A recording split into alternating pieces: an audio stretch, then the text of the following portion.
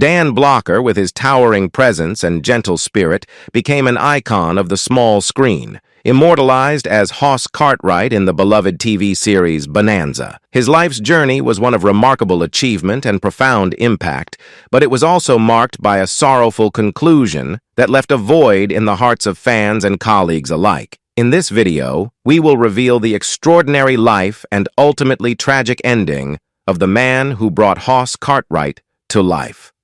Bobby Dan Davis, Blocker, born on December 10, 1928, was an American television actor renowned for his portrayal of the beloved character Hoss Cartwright in the enduring NBC Western television series Bonanza. His life story is a remarkable journey from humble beginnings to stardom, with a brief but impactful stint as a Korean War veteran.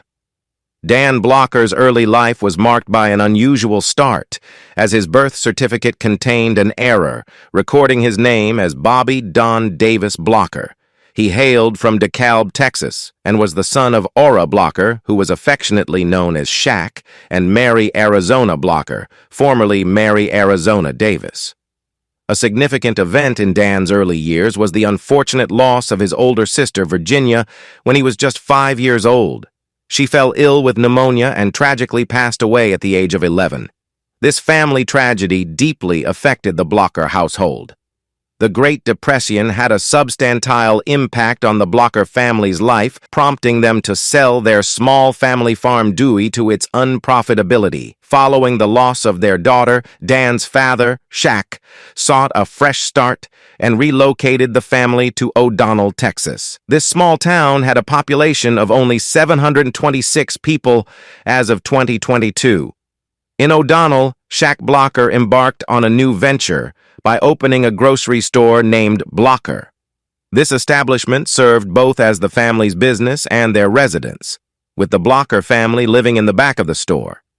Young Dan spent much of his childhood playing in the field behind the store, essentially considering it his backyard. The Blocker family's grocery store became a central fixture in their town, and they were well known not only locally, but also in neighboring communities.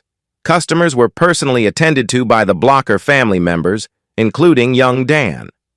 Even in 5th grade, Dan's towering height of 5 feet 5 inches and robust build made him an essential asset in the store.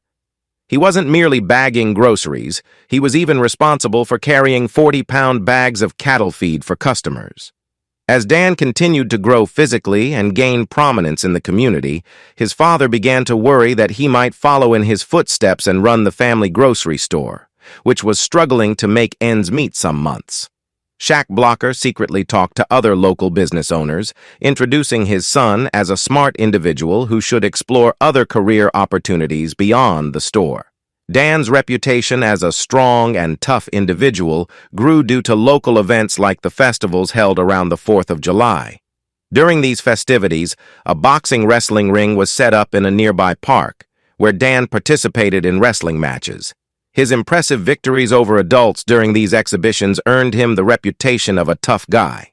However, behind this tough exterior, Dan was a gentle giant with a keen intellect.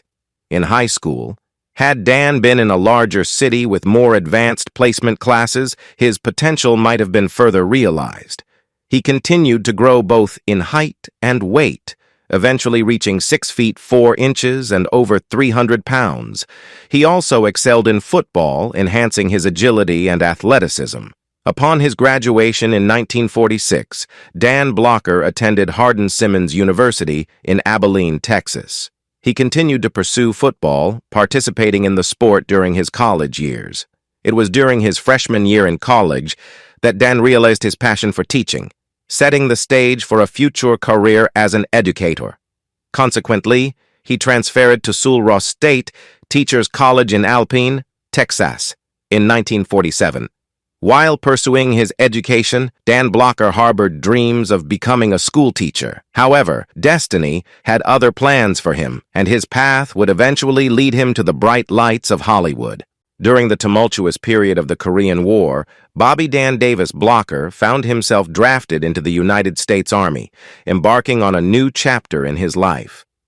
Blocker's military journey began with basic training at Fort Polk, Louisiana, where he honed the skills necessary for a soldier. His commitment and dedication soon led him to be assigned as an infantry sergeant in F Company, 2nd Battalion, 179th Infantry Regiment, 45th Infantry Division. This deployment took him to the front lines of the Korean War, where he served his country with valor and courage. From December 1951 to August 1952, Blocker faced the harsh realities of combat in the Korean theater. His service was marked by the challenges and dangers of war, and he displayed exceptional bravery in the face of adversity. It was during his time in Korea that he experienced the hardships and perils that would later earn him a Purple Heart, a testament to his unwavering commitment to his duty. In recognition of his service, Blocker received a host of accolades and medals, including the prestigious Purple Heart. Among his other honors were the National Defense Service Medal, Korean Service Medal, with 2 Bronze Campaign Stars, Republic of Korea Presidential Unit Citation, United Nations Service Medal, Korean War Service Medal, and the Combat Infantryman Badge. In the late 1950s, Bobby Dan Davis Blocker embarked on his acting career, leaving a lasting mark on the world of television. His journey in the entertainment industry began in 1957 when he made his presence known in various television shows and films. That year, he appeared in a Three Stooges short titled Outer Space Jitters, where he played the role of the goon, billed as Don Blocker. This early role hinted at his future success in the world of entertainment. Blocker's versatility as an actor was evident as he took on a variety of roles in different Western-themed TV shows and films.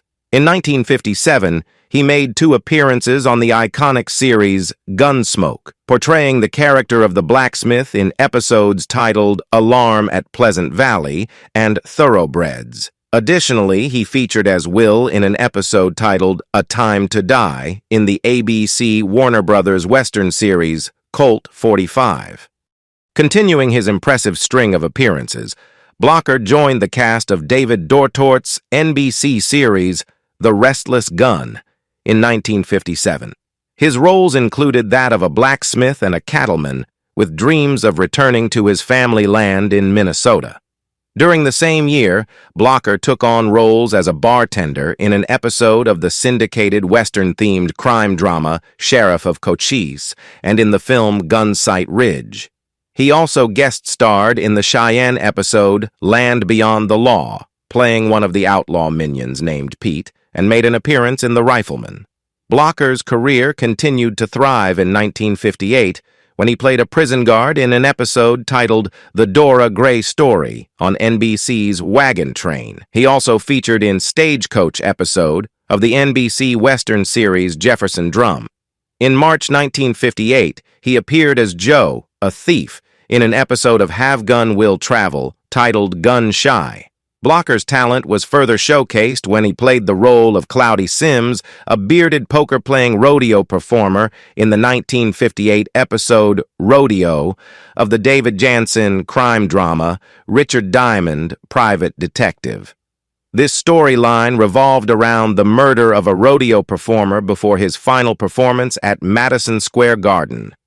In 1959, Blocker added another notable role to his repertoire, portraying Del Pierce in the first episode of the ABC Western series The Rebel, titled Johnny Yuma, which starred Nick Adams. These early roles marked the beginning of Blocker's successful acting career, foreshadowing his future fame as Hoss Cartwright in the long-running television series Bonanza. In 1959, Bobby Dan Davis Blocker achieved his big break in the entertainment industry, catapulting him into stardom with his iconic role as Eric Hoss Cartwright in the NBC television series Bonanza. He portrayed this beloved character throughout the show's remarkable run, appearing in a total of 415 episodes until his untimely death. Blocker's portrayal of Hoss was marked by his gentle nature and a commitment to kindness, embodying the philosophy of Stephen Grelly. "We shall pass this way on earth but once. If there is any kindness we can show, or good act we can do, let us do it now, for we will never pass this way again." Throughout his career, Blocker showcased his versatility as an actor in various roles, further solidifying his status in the industry. In 1963, he starred alongside Frank Sinatra in the comedy Come Blow Your Horn. Blocker collaborated with Sinatra once more in 1968, this time in the Tony Rome film sequel, Lady in Cement, where he played a menacing tough guy character. Notably, Stanley Kubrick considered casting Blocker in his film Dr. Strangelove as Major T.J. King Kong, following Peter Sellers' decision not to take on the role along with his other parts. However, Blocker's agent declined the script, and the role ultimately went to Slim Pickens, who became famous for riding an atomic bomb while waving his cowboy hat. In 1968, Blocker took on the role of John Killebrew, a blacksmith who led a group of settlers to California and founded the town of Arcana in the TV film Something for a Lonely Man. This production also featured notable actors such as Susan Clark, John Diener, Warren Oates, and Don Stroud. In 1970, Blocker portrayed a love-shy galoot in The Cockeyed Cowboys of Calico County, alongside Nanette Fabray as a love interest. The film boasted a supporting cast that included Jim Backus, Jack Elam, Noah Beery Jr., and Mickey Rooney. Blocker also made appearances on NBC's The Flip Wilson Show Comedy Hour. Blocker's talent and warm personality extended beyond the screen, earning him friendships with influential figures in the entertainment world. Director Robert Altman, who became acquainted with Blocker while directing episodes of Bonanza, considered him for a role in The Long Goodbye. Tragically, Blocker passed away before filming commenced, and the part was eventually given to Sterling Hayden. The film was dedicated to Blocker in honor of their friendship. In addition to his acting career, Blocker ventured into the restaurant business in 1963. He gained partial ownership in a successful chain of Bonanza steakhouse restaurants, which later expanded to include Ponderosa steakhouses, starting in 1965. In exchange for his involvement, Blocker served as their commercial spokesperson, appearing in character as Hoss, and made personal appearances at various restaurant franchises, further showcasing his multi-talented career. Bobby Dan Davis Blocker, originally hailing from Bowie County, Texas, embarked on his journey to Los Angeles in 1958 with the intention of pursuing postgraduate studies at UCLA. However, fate had other plans for him as he soon began to land acting roles in the bustling entertainment industry. Blocker's early exposure to acting came during his time at Sul Ross State College, where he had a non-speaking role in a stage play. This experience ignited his passion for the craft, setting him on a course towards a remarkable acting career. Additionally, Blocker had a stint in Summer Stock Theater in Boston in 1950, shortly after earning his degree from the college. Blocker's personal life was deeply rooted in his faith as a Free Methodist. He found love during his time at Sul Ross State University and married Dolphia Parker, who would become his lifelong partner. Their family grew to include several accomplished individuals, including Hollywood actor Dirk Blocker, Hollywood producer David Blocker, and twin daughters Deborah Lee, who pursued a career as an artist, and Dana Lynn. David Blocker's talents extended to the world of television production, where he earned acclaim by winning a 1998 Emmy for his work on producing Don King Only in America. Beyond his acting career, Blocker was known for his political affiliations. He identified as a liberal Democrat and was actively involved in political causes. Notably, he joined a group of Hollywood celebrities in supporting Pat Brown's bid for re-election as governor of California in 1966, a contest in which Brown faced off against Ronald Reagan. In the 1968 presidential race, Blocker threw his support behind then U.S. Senator Eugene J. McCarthy of Minnesota during the Democratic primaries. As the political landscape evolved, Blocker later rallied behind the eventual Democratic Party nominee, Vice President Hubert H. Humphrey, also hailing from Minnesota, in the presidential election against the Republican candidate Richard M. Nixon. Bobby Dan Davis Blocker maintained two residences during his life. One was located in Inglewood, California, and the other was an impressive Tudor-style mansion spanning 6,000 square feet, situated in the prestigious Hancock Park neighborhood of Los Angeles. This residence placed him in close proximity to legendary singer Nat King Cole. Notably, Blocker's Los Angeles mansion later found new ownership under American heavy metal singer Rob Zombie. The mansion's opulence was featured on an episode of MTV Cribs, offering a glimpse into the lavish lifestyle associated with the renowned actor. In addition to his glamorous residences, Blocker had a reputation for being approachable and down-to-earth. Actor Mitch Vogel, who played the role of his adopted brother Jamie Cartwright on the television series Bonanza, fondly remembered Blocker as an individual who was remarkably easy to get to know. He described Blocker as the kind of person you could casually share a beer with, emphasizing his warm and approachable nature. Blocker had a strong passion for performance automobiles.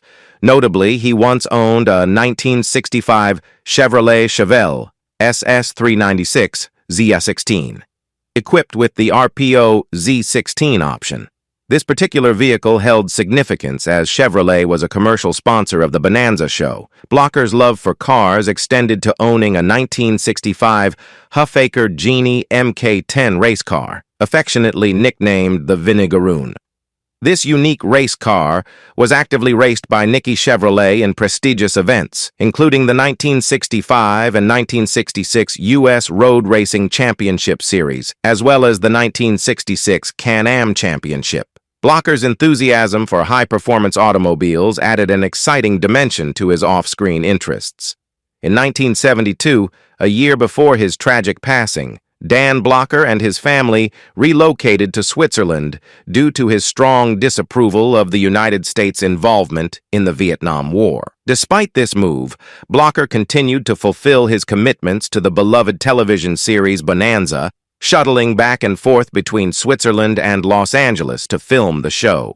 However, Blocker's health took a sudden and alarming turn when he returned to the United States to film the final season of Bonanza.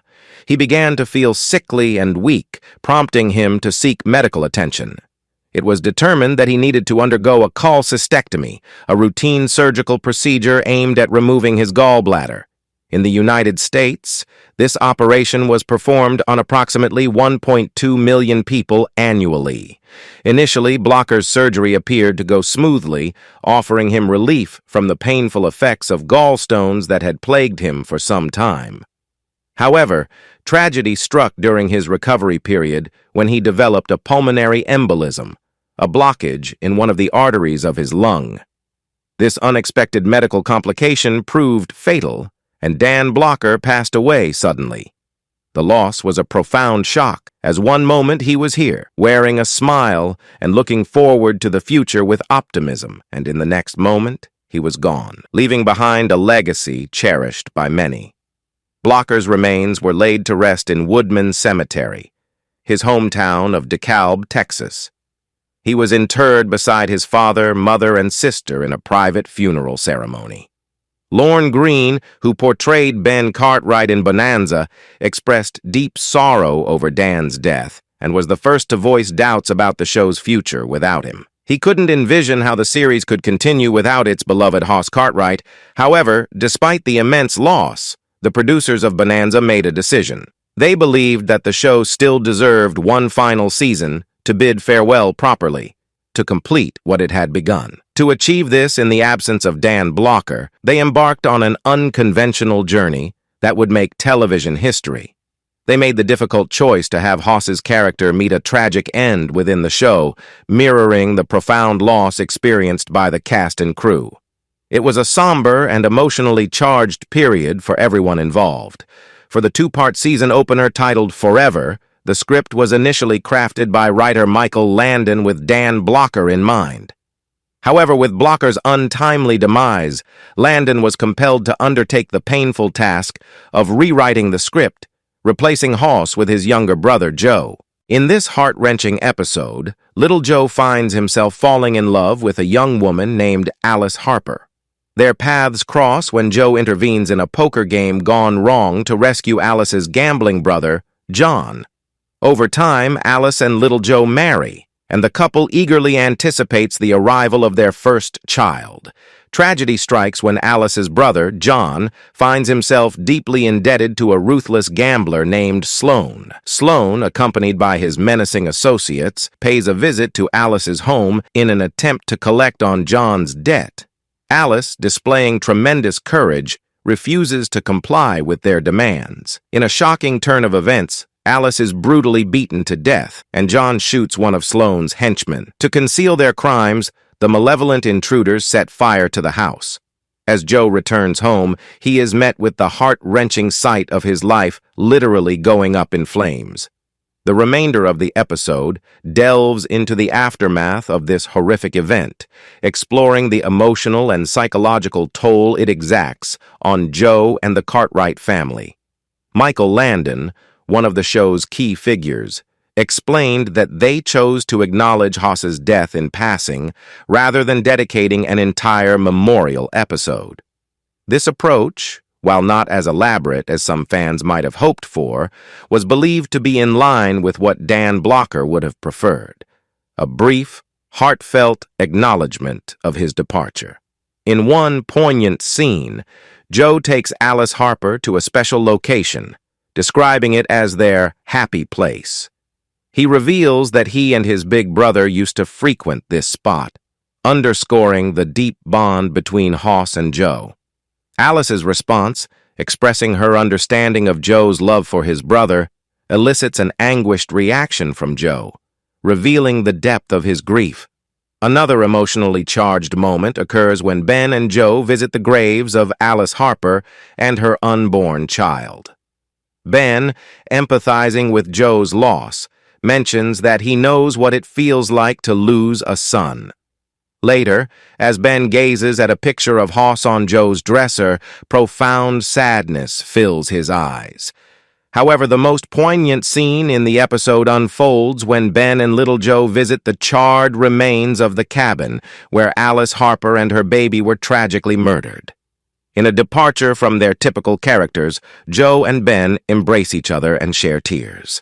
The raw emotion displayed during this scene was not merely a result of method acting, it was a reflection of the genuine pain and sorrow experienced by the cast and crew in the wake of Blocker's passing. Following the scene, many members of the cast and crew joined Michael Landon and Lorne Greene on set to mourn together.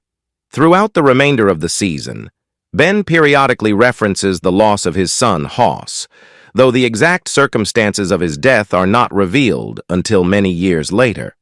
The reboot series, Bonanza: The Next Generation, which premiered in 1988, finally reveals that Hos died heroically while attempting to save another person's life, tragically succumbing to drowning in the process. This revelation provided a fitting closure to the beloved character's story. However, the passing of Dan Blocker had a profound impact on the cast and crew of Bonanza, as he was not just a colleague, but a cherished member of their extended family. Coping with his loss was a challenging process for all involved. The production of the Forever episode, while emotionally charged, served as a cathartic experience for everyone on set. Once the cameras started rolling and the production was underway, there was a collective effort to remember and celebrate the fond memories of Blocker. Conversations were filled with anecdotes like, "Remember when Dan Blocker did X?" and "If only Dan Blocker was here right now to see Y." Sharing these memories was a way of honoring his legacy and keeping his spirit alive on set. The first scene, shot after Blocker's passing, was especially difficult for the cast and crew. Typically, the dining room scenes in the Cartwright household were filled with seriousness, but they also held a special place for moments of laughter and camaraderie. These memories of joy and humor in the dining room now carried a bittersweet undertone, as Blocker's unique sense of humor was sorely missed. His absence left a void that could not be filled, and the recollection of those good times became a poignant reminder of the loss they had suffered. Dan Blocker's presence had brought not only talent, but also warmth and humor to the Bonanza set, and his passing left an enduring mark on the hearts of those who had the privilege of working alongside him. There is a truth. As Bonanza entered its final season, it was facing several challenges that would ultimately lead to the end of the show. Ratings had been declining for some time, and the series was already in a precarious position. However, the final blow to the show's longevity came with the absence of Dan Blocker's character, Hos. The network had made a significant change by moving Bonanza from its popular Sunday night 9 p.m. time slot to Tuesday nights at 8 p.m. While this move might not have been as detrimental as the notorious Friday night death slot, it still represented a major shift that impacted viewership. In its new time slot, Bonanza found itself competing directly against the immensely popular Movie of the Week on ABC. This competing programming featured blockbuster films like Brian's Song, Ben-Hur, and adaptations of works by authors like Michael Crichton. Without Hos, the heart and soul of the show for many fans, Bonanza simply couldn't capture the same magic that had made it a beloved classic. The chemistry among the Cartwrights had been a key ingredient in the show's success, and losing one of its central characters proved to be a challenge that the series couldn't overcome. Despite the efforts of the cast and crew to give the final season their best shot, it was clear that the show had taken a significant hit in Blocker's absence. The chemistry that had made Bonanza special had been disrupted, and the show's appeal had waned. Dan Blocker's contributions to Bonanza were undeniably important, and his absence left a void that the series couldn't fill. While the other cast members were also integral to the show's success, losing Hos was a loss that viewers couldn't easily overlook. In 1973, Bonanza concluded its run, and although its later seasons may not have lived up to its earlier glory, it remained a beloved classic in television history, with reruns continuing to be enjoyed by fans on various platforms. What do you think about the life and tragic death of Dan Blocker? Leave us your comments in the section below. We hope you have found this helpful video. Don't forget to leave a like, share, and subscribe to the channel if you like it. Thank you for watching this, and see you in the next videos. Goodbye.